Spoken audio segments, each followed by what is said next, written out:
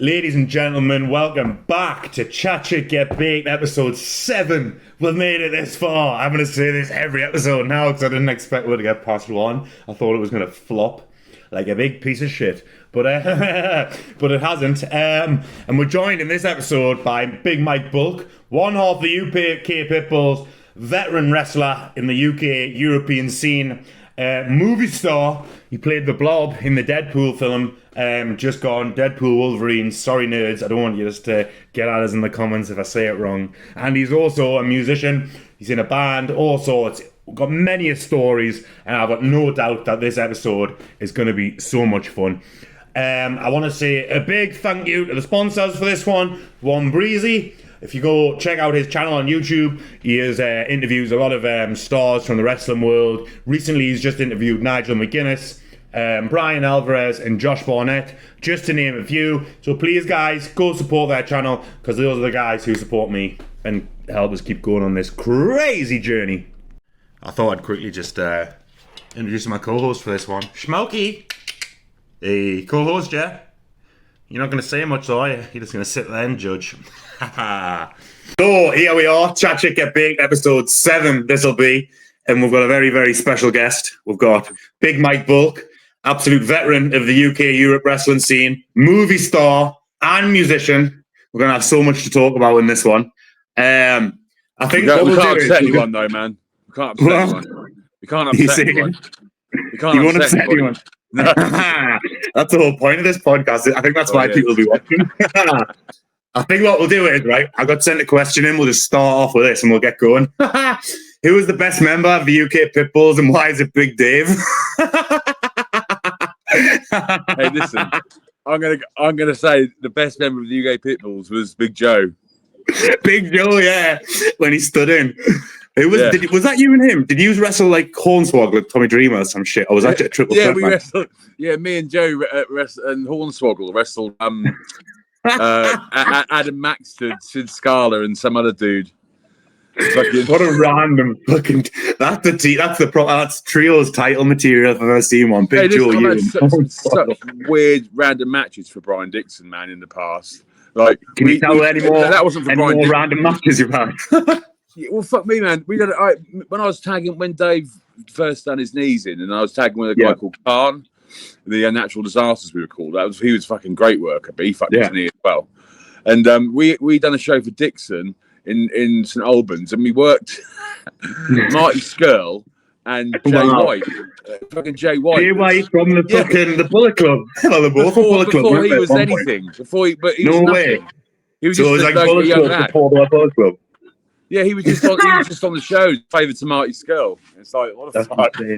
Yeah, random. That's crazy.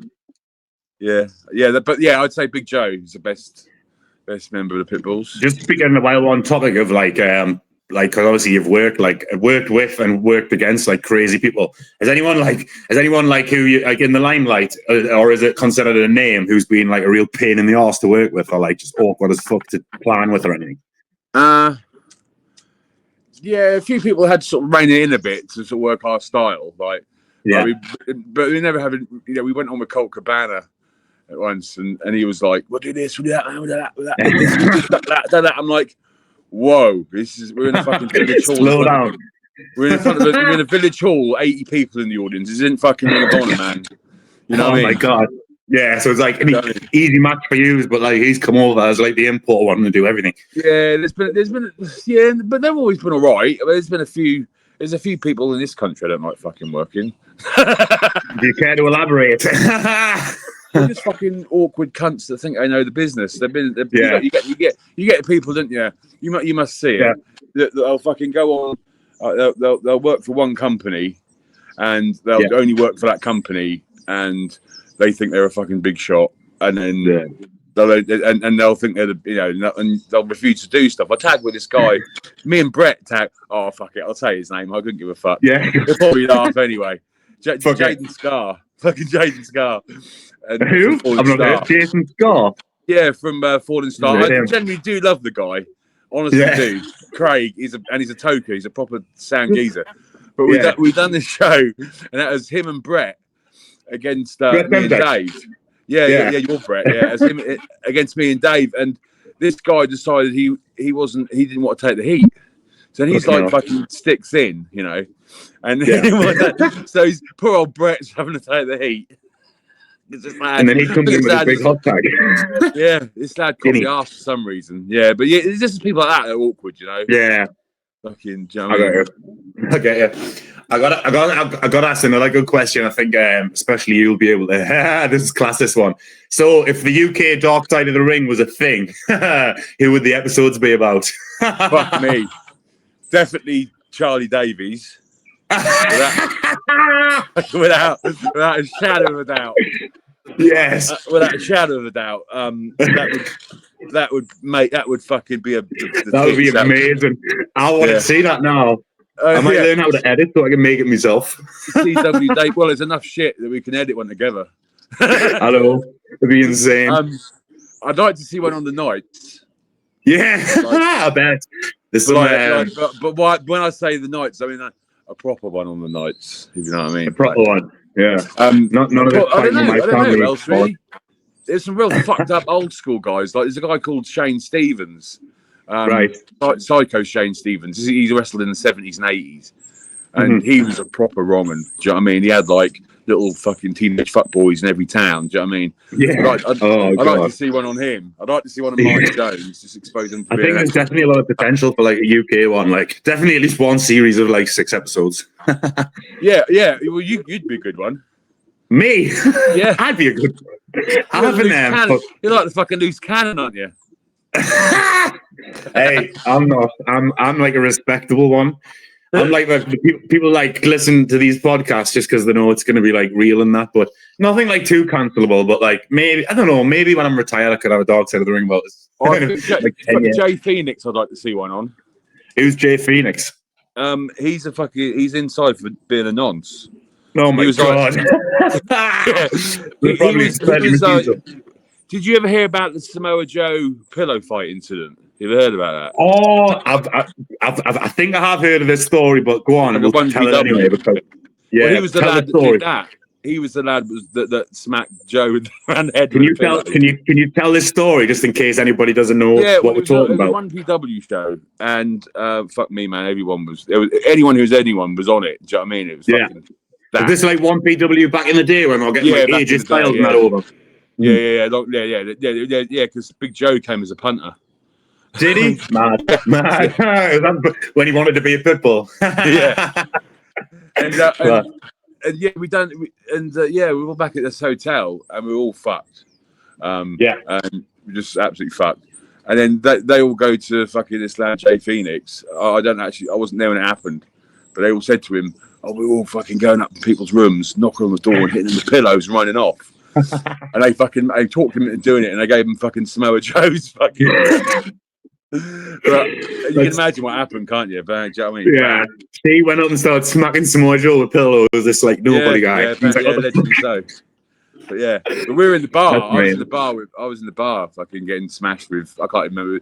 Oh, that was the same show that Sabu done had a ketamine, and they found him in the car. They found him in a K-hole in the car park. Was this after he wrestled as well, or was this before? No, this was after. He copped the fucking ass with me and Dave because Dave gave him some tramadol, and Dave's like, "Don't take any before you work." So he fucking necks like 6 before the match. He's like, those pitbulls, man, they give me fucking sleeping tablets. I'm like, fuck off, mate. You just fucking put it all on you. You spiked Babu on his fucking UK tour. That's class. Just saying there, when you've obviously, it's like for more recent times, for me, I wasn't familiar with 1PW back then, but I've just seen all the shit that I can't even. What's the guy who runs it? Stephen Gauntly. I've just seen all this shit back then as well. Yeah, was it a shit? Can you tell any stories back then? I've heard all sorts now, like people not getting paid and shit. But was it like that back then? Well, he said to us, so we turned up, and he said to us, "I'll help you sell some merch." He had all this fucking DNA merch, and I looked at Dave and I thought, I don't think we're going to get fucking paid, Dave. So we just fucking cleared it. We gave it fucking had t-shirts and hats and shit. Then he ended up paying us like fucking really fucking good. Put us up in a suite. We only done one match the whole weekend. And it was a dark match. I mean, what the fuck? Who has dark matches on UK? Was it like what was it? Why was it a dark match? Was it like recorded for some kind of like DVD or like online thing? It's on It's on YouTube somewhere. It's pretty Right. shit. But for some reason I've got no beard. I can't fucking remember that. Do you know what I mean? Can't You remember had no beard. I think Yeah, I I've can't seen a even few remember pictures it. of I you don't know. floating It's around not a like good baby look. face. I've got a little Baby tiny face, sort of like, yeah, I got like a tiny short goatee. So I look really strange. But no, 1PW. I just remember there just being fucking money everywhere. It was like money was being it was like backstage. You wouldn't just have like a couple of pizzas for the guys. There'd be like there'd be like 100 pizzas. It wasn't just like a case of water. There was like fucking like 500 cases of water. Do you know what I mean? That's like, good, that though. Like, considering, it's good, like, but it's bear in mind, as long as all the guys are getting paid and like on time and shit, that's a bonus. That's fucking. At that point, we got paid, yeah. But I just think that it was over. It was too much. Do you know what I mean? Yeah. All this shit. I don't know. He had fun, didn't he? Gordon, he had fun. Fair enough. Fair enough. I got another question here. I thought this was a good one for us to answer. So, what would a night on the town be like with us two, and what 10 wrestlers would we want to be with work getting wasted? Oh, fucking hell.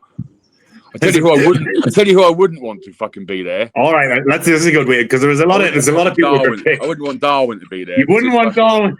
Oh, we'd fucking end up in Nick with that cunt, wouldn't we? He'd probably fucking I've seen Darwin do some crazy shit. I remember the time that sticks out with me it must have been a night out in Leeds after a Rise show. And his whole thing for that night, he was jumping in front of traffic and taxi drivers going, stop, like stopping the traffic in the middle of the road. And like, but the thing is, like, all he does is drink. And like, obviously, you can only drink for so long without any gimmicks. And he just gets like, I've seen him like slumped over pizzas, slumped over bins, eating pizzas and all sorts. Oh, well, you can draw cocks on him and stuff. Yeah. So yeah, we'll have him then. We can fuck with him. Yeah, we'll have Darwin out. Yeah, we'll have him in. That's a good one. Is there any? That's actually. I'm going to change the. Is there any other wrestlers who can't handle the drink and can't hack it? Yeah, and he's been sober for 485 days. Who? You'll get it in a minute. But, I got it. Class, I got it. I love it. Who else? Who else got handled? Not I tell you, fucking. Do you remember that guy? Oh, what the fuck was his name? Tom LaRufa. He was in NXT. Was he Italian or French or something? French guy. European. Yeah. French guy. Well, the first tour he ever did away was to Reunion Island, which is still Ireland. Yeah. And it was me, Dave, Charlie Rage, Sam Slam. That's another story. Sam Slam, fucking hell. And a load of I'll write that on the notes. And he just got he got fucking wasted. But basically he wanted to pay his dues, so we got him fucked up. And he was basically like, we found him on the fucking toilet floor, wrapped in fucking toilet paper, just fucking hugging the fucking toilet. Yeah. He can't handle his shit, man. What about that? Yeah, my cat's fucking crying at the door. I'm just going to let me cat out and then we'll go on to the next bit. I'm surprised mine's fucking doing something. Go on. Come on. All good. Right. So, the next thing, just because I remember, obviously, when you messaged us to jump on one of these podcasts, it was off the back of the Marty Jones and Alex Shane questions I was getting answered. So I've got we've got Marty Jones stories ? And Alex Shane stories ? So the floor is yours. Going back to the night out thing, Flatliner. You need Flatliner on a night out, man. Flatliner, I would love to have a night out Flatliner. I like him. Yeah. I think he'd be good on the night out. He's good. Yeah, he does great fucking karaoke. Does he? Oh, I love a bit of karaoke. I do a bit of Frank Sinatra. Frank Sinatra to start with, and then Vanessa Carlton, 1,000 Miles is my crowd pleaser. Oh, and I like to do a bit of War Pigs, Black Sabbath. Nice. I like that. I like that. Alex Shane stories. I'm going to do a big expose now. This is fucking hilarious. this is what people want from this podcast. Though. I'm going to bust British wrestling open way wide, man, with this one. I love it. I don't know. Do you know much about the old FWA days and stuff? Nah, not at all. Educators. They were doing like FWA. They were for their time. They were really good. You know what I mean? They boundaries. and elevated British wrestling. You know, a lot of love them or hate them. I've got a love-hate. We had a love-hate relationship with them, but we did do a bit of business with them. Do you know what I mean? Yeah. And it was basically Alex Shane was sort of like the yes man for FWA, right? And they were doing this series of matches where it was an old boy called Dino Scarlo, like in some company like Plastic Gangster. He was bringing these guys, these old school wrestler guys, in to face Alex Shane. They did like an old school gimmick thing, right? And they done one show, done with Walthamstow Town Hall, and we were on it. Yeah. And then they done a match. It was Carl Kramer against Alex Shane, and they done a finish where Carl Kramer tombstoned Alex Shane on a chair, and done a thing where he and Alex Shane was like a tall bloke when he's tall. If he's taking a tombstone, they done like a legit angle that he'd broken his neck. They told no one. They fucking told no one. And the fucking workers backstage were fucking crying. And fucking Mark Sloan. You know, have you heard of Mark Sloan? He ran the FWA. The guy with the long hair. Like a long. Not really. No, he started FWA years and years ago. Right. And anyway, he was there and he was going, if this is a work, I'll hang up my boots now. I'll hang up my boots if this is a work. No. And look, I'll tell you now, I was 100% fucking work. Because as soon as they got back in the fucking dressing room, we fucking sat in the dressing room and they just fucking laughed. We were just laughing about it. No way. So everyone in the back was like panicking, like Alex Shane had broken it. Everyone, every single person, apart from there was 4 of us in that dressing room. Me and my brother, Alex Shane, and Carl Kramer, and Dino, so it was 5. So yeah, the only 5 people that know that is 100% a work. It is us 5. Yeah, I still hear people talk about it to this day. He said, "Oh yeah, remember when he broke his neck? Fucking hell, yeah, cool." Yeah, you know what I mean, funny. So my only experience with Alex Shane was I told it in the last one of a couple episodes ago, was the podcast. It was like it was like before my first ever match. Because like back then training was under the NGW banner. Obviously, this was nothing to do with like Rampage and that. Obviously, they were overseeing everything, and they made this kind of ruling where it wasn't like basically said to you, but you know, in wrestling, when you kind of like, it was basically like, if you don't do this seminar with Alex Shane, you're not allowed on the show. You know what I mean? So it's like, I was on my first match, and then obviously did this seminar, and I told the story about this Adam Boulevard guy. It's hilarious. He commented on it on Instagram, like basically owning up to everything. Just like, I was like, thank you for backing us up, mate. I was like, he took that so well. But he basically just stood there and just like he didn't show any wrestling. He just basically told about how good he was, how much money he made, and how like he was gonna like change wrestling and all this, and how he's the man. And like, was he always like that? Was he always a bit of an arrogant cunt? Oh yeah, fucking every single time I saw him, I'd be like, because he used to have like TV shows sporadically, didn't he, on like the wrestling channel and stuff. He'd be like, I'll get you on the talk show, I'll get you on this, I'll do this. I'm like, you never will, Alex. Just stop bullshitting me, man. Yeah, you know? What bullshit. Yeah, but you know, I can't. I'm sure my brother's worked Alex more than me, but he was always. I always thought he looked like an awkward, gangly, like.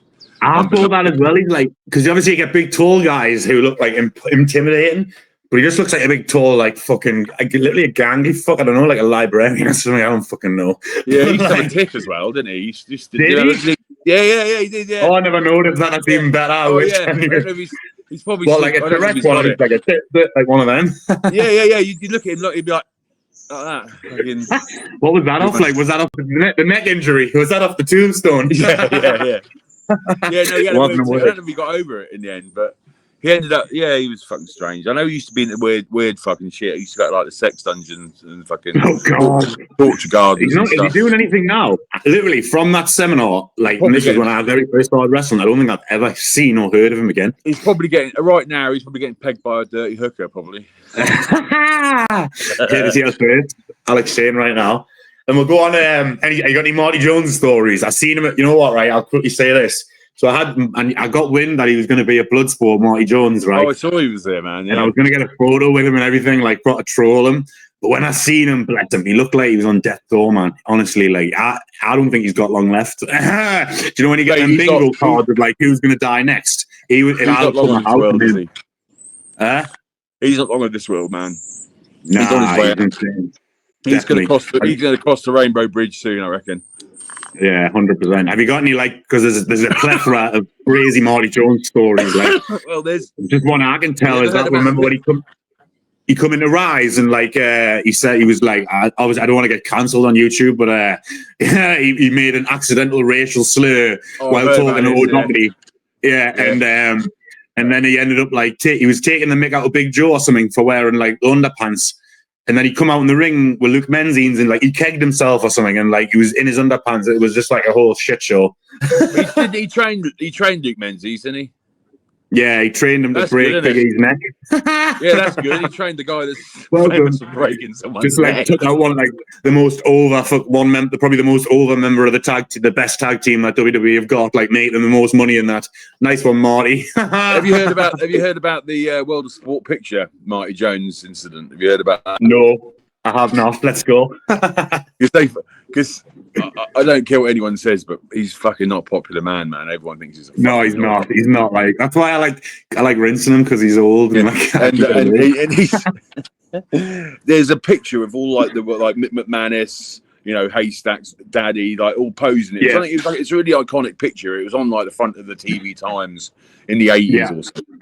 Anyway, he's had a version done with himself photoshopped in it because he wasn't in it. Fuck off. He photoshopped himself in it.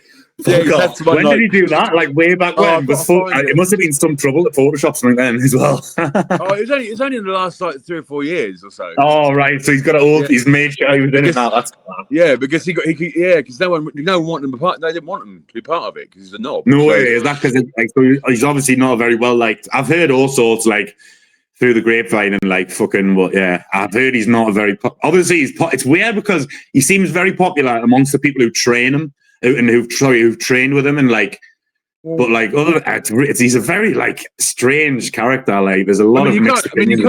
You can't argue though. Back in the day, he was a great worker. Do you know what I mean? He's one of the top British guys. You can't fucking take that away. Was it true like he used to tour with I've heard stories about this as well, but did he tour with like Andre the Giant and that? Apparently so. Yeah, I just think the story that apparently he came on Andre the Giant's belly is amazing. That's the only story. God! Doing some kind of weird gangbang. He was probably Marty Jones was probably just in the cook chair, to be honest. Like he's always in the chair. In the same realm as the Little Legs porn, right? Yes. You know what? Fair play to Little Legs for that. Like you give it a well good go. Mate, he's got a decent sized dick. I was quite impressed. Well good go. Well belter. He's old, man. That's fucking crazy. Yeah, Marty Jones is he's a character, like, and I've heard like the Marty Jones stories. He brought my brother out to the fucking can once. What, like the song can, yeah, it was a big build. Why? I don't know, because he's just I've heard like at his shows, like he commentates on them on a live mic as his shows are going on, and like he says some like terrible things. Like at one time, he's like obviously like took the mic out of people. Like, bearing in mind, obviously these are his trainees and not just getting into wrestling, and it's like fucking he's going, oh, he's a big lad, and he like, do you know what I mean? Some guy like he's got his singlet on, he's a bit conscious about his weight, and he's like, oh, look at this guy, he's a big lad and all that. It's like, what the fuck? Are you familiar with Orig Williams? Sorry? Are you familiar with Orig Williams? Do you know who he is? No, nah. He's a fucking absolute fucking legend, right? He's dead now, but he was a wrestling legend. He brought Vader and Andre over to Germany and stuff, and he was a big name. But he also ran a lot of the tribute shows and stuff when it was that was going on. But he discovered some of the top guys. Do you know what I mean? Yeah. But he used to commentate. We used to do tours of Ireland with him, and he used to commentate on the shows. And when he'd want the match to finish, he'd say kayfabe over the mic. So you'd be talking, he'd be going like, "And here we go, sends him in the ropes, kayfabe." Take the show out, just take the match home. Yeah. That's insane. And then he'd be drinking Guinness, and he'd get more pissed, and the more risque things he was saying. Like James Mason was doing the Tagori gimmick, like the Japanese mask thing, doing a double. Yeah. And he's working, and he goes, I don't know, well, we can say this, I suppose. He goes on the microphone, he goes, Go home, slant eye.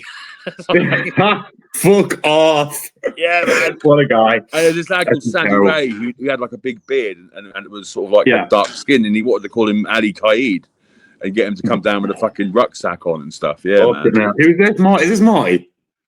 No, this is Orig Williams. This guy, Williams. Because you said about Marty doing the commentary live, and Orig did. I got you. He's the same kind of guy. Yeah, insane. Yeah. But Orig was fucking top guy. I liked Orig. I did like. Yeah. I don't think I've come across him, to be fair. I don't think I've come across him. Yeah, he trained a lot of. Yeah, I mean, you wouldn't come across him now because he's fucking dead. Oh, R.I.P. This one just came to mind now. Do you remember so you're involved in like the World of Sport like reboot kind of thing that recently that didn't happen? I know like there was a bit of heat with the Knights because it was in Norwich and that. Can you go into like any details about that whole experience? Like what was meant to happen? Was it meant to be back on TV? Was it meant to be on YouTube or anything? That was a bit weird, really. The shows are fucking great. Yeah, they look good. Who was running it? Was it Grado and Shaw Samuels and stuff? Yeah, Grado. Yeah, the roster was really good. You had Grado, Shaw, you had Leon Slater, you had like Martin Kirby. Fuck knows why me and Dave were on it. The Beats, the big nasty tag team. We got. Did you work Charlie Davis on that as well, didn't you? Charlie and Jack Landers. Yeah, we were meant to work. Brett got ill. Yeah, Brett was meant to be on it. Yeah, that's insane. Imagine the dark side of the ring, and then that comes out after, and Charlie's on TV. That would be insane. This is what I said to Dave. I said to my brother, I went, "Fuck me, I'm actually like the axe now from the fucking World of Sport." Yeah, you went. Fuck, I wish Brett was in instead. No, but yeah, no, I don't know what actually happened. It's still there's a group chat that's still active, and they still chat about stuff. Right. I just don't really know why. I don't know. I think they just thought a TV channel would snap it up, and that would be it. Do you know what I mean? Yeah. But it will probably see the light of day on some extreme channel because every cunt's on there now, aren't they? Yeah. How much did they actually record? Was it just like a couple? Like how many matches did you have? Like under the was it the ITV studios as well? Yeah, there were 2 TV tapings, and in one day, and it was like enough for like I don't know. They said like 6 or 7 or 8 shows or something. Right, like a tournament for the women's belt. Then we had a tag team title match, and you had another couple of let's try and sort of build the characters and build the champions in those first 3 episodes. Yeah, I mean? it was and it would have been edited great because the Thursbys like who were behind it all, they shit out what they do. Do you know what I mean? They're great production people, you know. No, because like a lot of you guys on it as well. Obviously, like it would have been cool, like to have you guys on TV, and that obviously would have been good. Yeah, well, I'm surprised we got asked really, but we got heat about it because it was in Norwich. Yeah. And, but the way I look at it is, you know, it could have been a really good opportunity. It was. Oh yeah, totally. That's the thing, isn't it? It could have been, and me and Dave ain't got many opportunities left, so we just exactly. You got to take what you can. That's totally fair play, isn't it? And it's like. That's the weird thing about wrestling. It's never like no one's ever happy for anyone. It's always like, well, if you do this, you're not working for me anymore. I won't be told who I can and can't work for. Do you know what I mean? Yeah, especially like I've told a few stories, like, particularly with Rob Black XPW. That's like my main one. Like the only person who's really was said to me like, "Oh, don't work for them," and like, but he said he pays and shit. But obviously, looking back now, like I would never ever not work for anyone who like just because somebody else told us to. Do you know what I mean? Everyone deserves a chance, man. If they pay me what I want, if they fuck up, then I won't work for them again. That's the simple as, isn't it? Do you know what I mean? We'll move on. We'll link up the TV with this question. So, did you meet Ryan Reynolds? No. Can you tell anything about the whole process of you getting involved with Deadpool and being the Blob and stuff? Yeah, well, I got the job because I'm fat, I guess. Yeah, but there's got to be more than that. There's got to be more to it. There's a couple of the boys, like the guy that trained me and Dave, or helped train me and Dave, Crusher Mason. He used to be in the Ugly agency, Ugly Models, right? And he always said to me, Dave, get with them because they specialise in freaks and weird looking people. Yeah. And a few of the boys are on it now. I'm on it. Fatliner's on it. There's a few other boys that are on it. Is this like the audit? Is it called the Oddities agency? Or so? It's called Ugly Models. Ugly models. I like it. I might look into it. Oh, you should do, man, because they'll you've got a great look for like. No, people have said like like extras in like the Viking films and all that. Like they look to them like shit all the time, and I get what the generic look. So it's like I'm always getting offered extras in biker gang scenes and stuff. Oh, you really? I'll actually like after this. I'll get you to send us the link, and I'll sign up for it. Like because they have all your measurements, and you have a card. So you have like your model card. It's got like 3 or 4 pictures of you, face, body. There's like a couple of me wrestling and stuff on it, and they're looking for a certain type of body, certain type of person. You can like search whatever. So I imagine they were just looking for fat people, and come across me, which is cool. How long did it take you to like film it and that? Was it just like a 1-day thing, or what? Was it like I done three days on set. One of the days they didn't need me, and I was already down there, so I just stayed in the hotel and got free Just Eat and got stoned. So that was fucking great. And then I went down the week after and done it. I had to do like basically the same thing twice.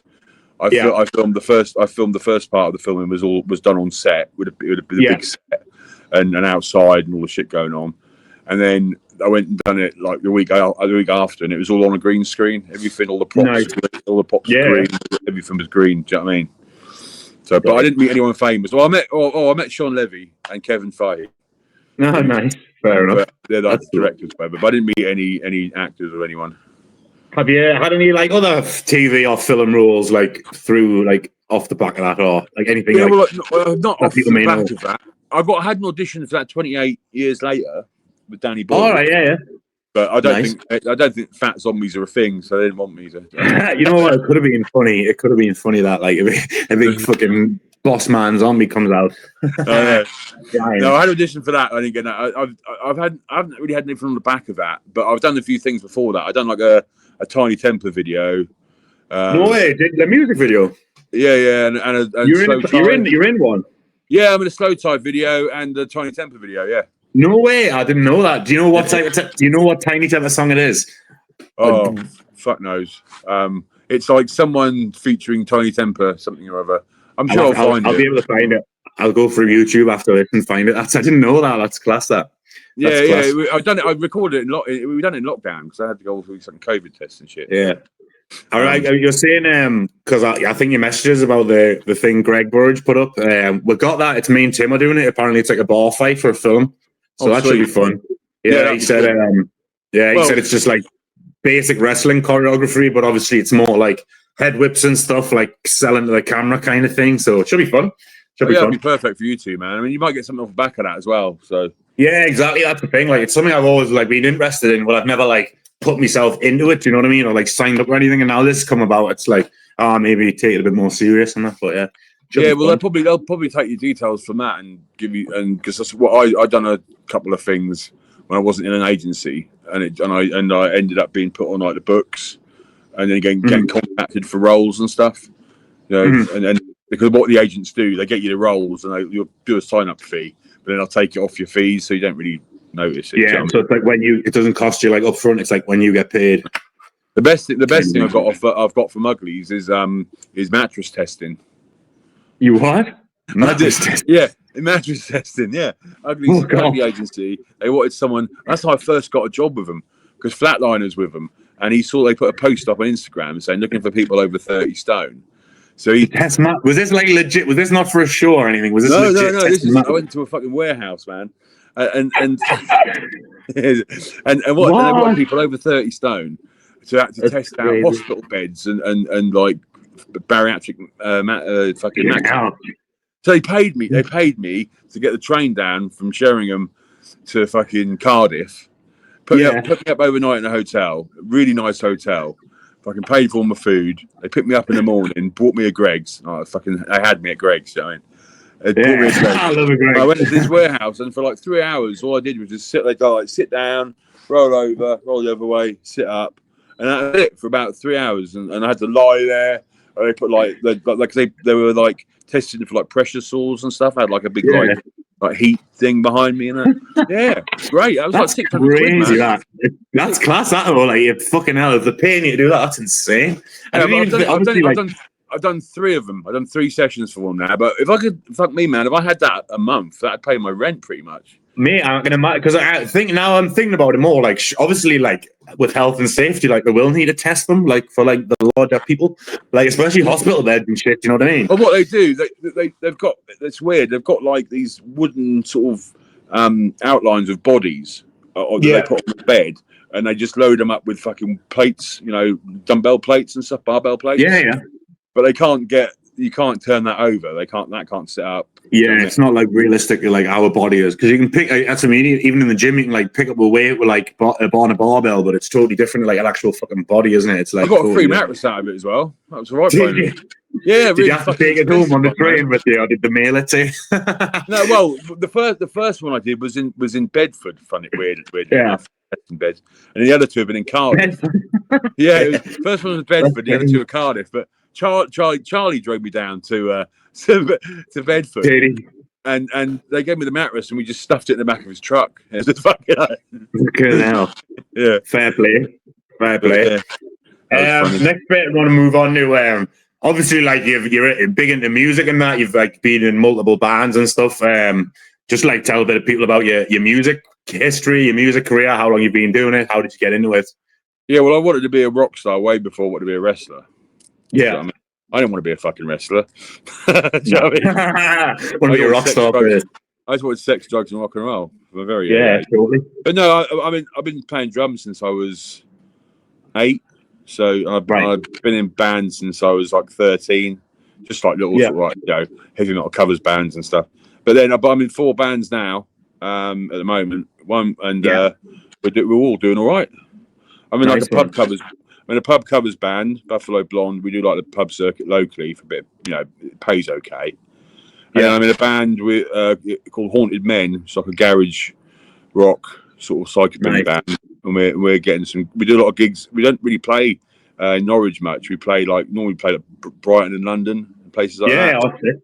Because there's good scenes up that way, you know. Yeah. And then I've got Dynamite and Dinosaurs, which is my other pop punk band. And then I got I don't know if anyone's familiar with the Wild Hearts. They were quite cultishly big in the 90s and still are quite sort of got a bit of a cult status. And I'm in a band with the original bass player, Danny. Nice. And me and him, he's just released his first EP. With me on the drums, which is bad because I've been a Wild Heart super fan since I was about fucking 14 years old. So yeah. So you between like wrestling and like playing in the bands, are you like obviously doing something like every weekend, something on stage, like kind of thing? Oh yeah. Well, because I do a part-time cleaning job. I clean at a bookies, like really, it's shit, but it's next to my house and it's easy. Yeah. I remember when I come down the yours. Yeah. That enables me. That enables me to sort of do Friday, Saturday, Sunday.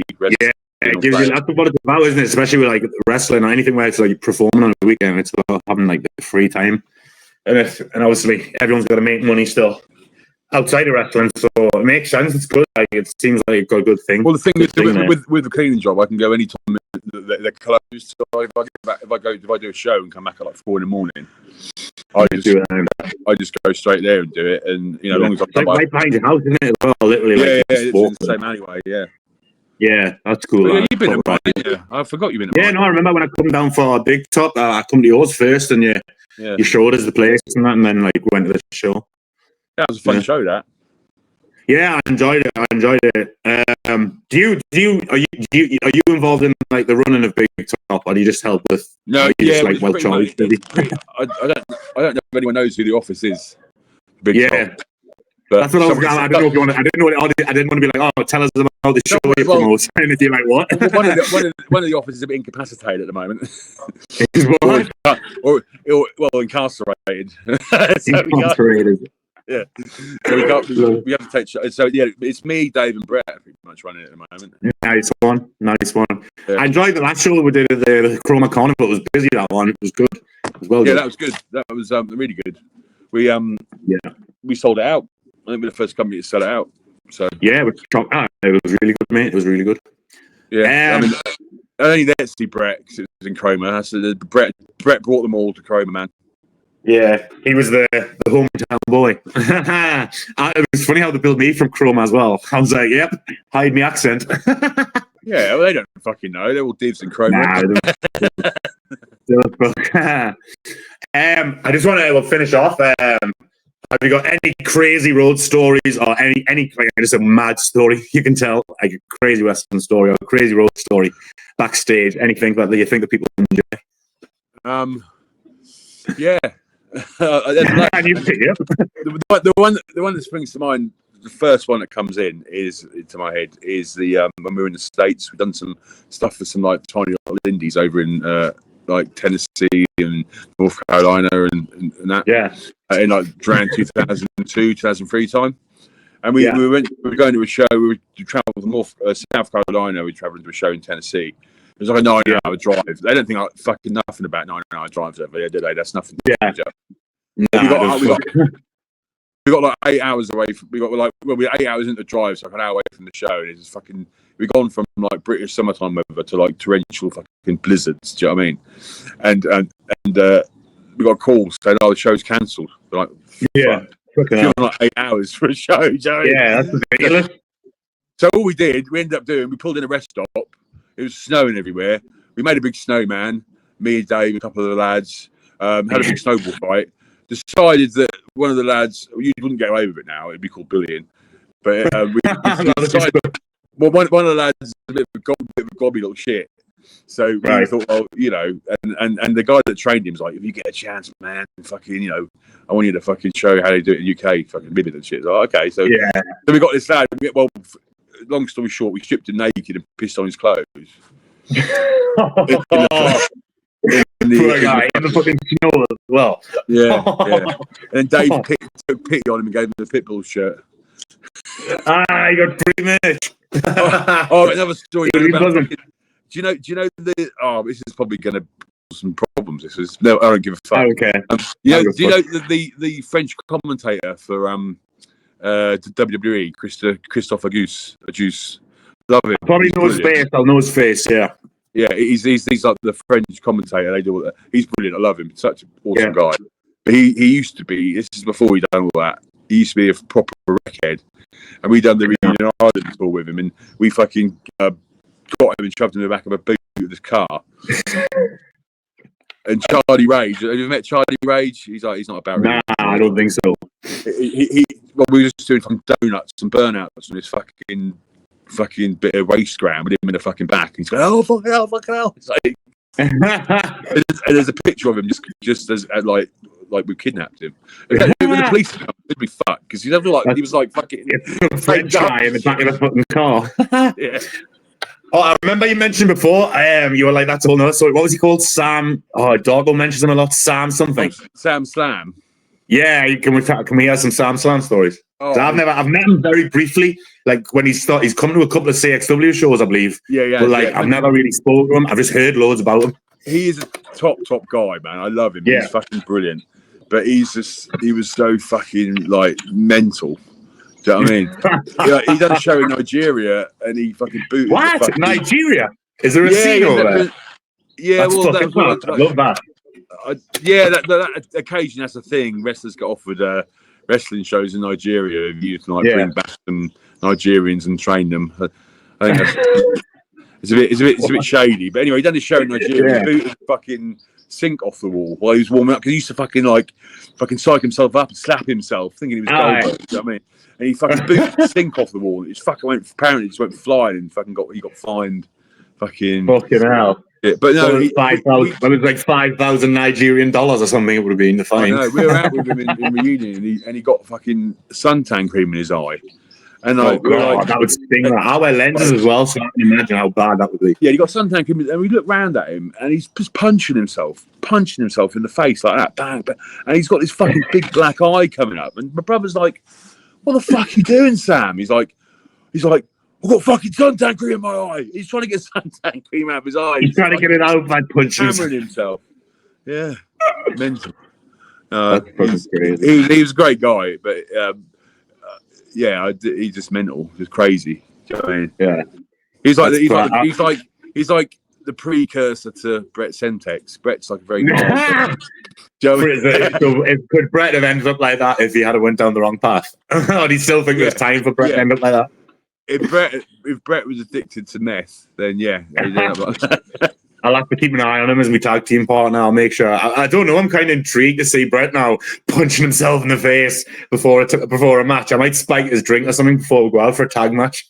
He's punching himself in the face. I could tell you a great Brett story, but I don't think he'd be very pleased. Nah, it's all right. It's all right there. I'm taking the piss out of people who aren't about anymore. That's all it is. Yeah. But we'll wrap up this interview now, but you can tell us that off camera. I'll end the recording and you can tell us that Brett story. Thank you for joining us, Bull. I really appreciate it. I'll end the recording now, but I'll stay on. No worries, man.